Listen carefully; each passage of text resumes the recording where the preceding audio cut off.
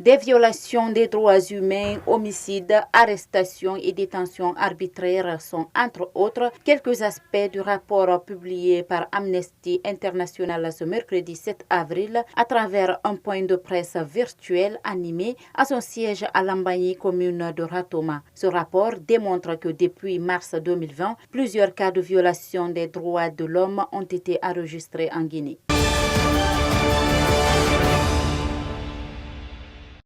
Une porte s'ouvre pour les albinos en République de Guinée. La loi portant protection et promotion des droits des personnes atteintes d'albinisme vient d'être adoptée à l'unanimité lors d'une session plénière. Ce mercredi 7 avril, Cabinet Camara, président de l'Union pour le bien-être des albinos de Guinée, se dit satisfait de cette nouvelle loi.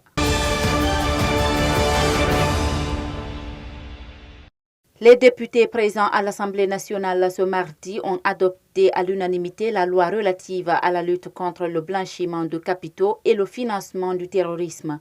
Une décision salutaire qui vient compléter la lutte contre la corruption, selon Alpha Abdoulaye Diallo, président de la coalition nationale, publiée Ce que vous payez Guinée. Pour endiguer le phénomène d'arnaque et d'insécurité dans le cyberespace, les autorités de régulation des postes et télécommunications ont initié récemment une campagne d'identification obligatoire des utilisateurs de cartes SIM. Le président de l'Union des consommateurs de Guinée a réagi sur ce sujet.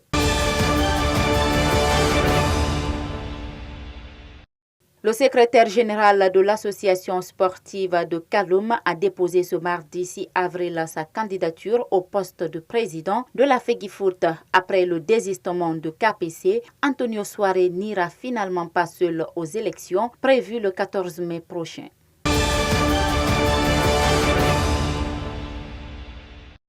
Ailleurs dans le monde, d'après nos confrères de RFI, pour convaincre le Congrès d'adopter son plan d'investissement de quelques 2000 milliards de dollars, indispensable selon lui pour que les États-Unis tiennent tête à la Chine, Joe Biden a lancé un vibrant plaidoyer. Il demande au Congrès d'adopter son plan d'investissement de quelques 2000 milliards de dollars qui vise à moderniser les infrastructures. Les républicains souhaiterait réduire l'enveloppe prévue par la Maison-Blanche et se concentrer sur les rénovations de routes ou de ponts indispensables. Le président se dit prêt à discuter, mais l'adoption d'un plan ambitieux est selon lui indispensable pour garantir la place des États-Unis dans le monde.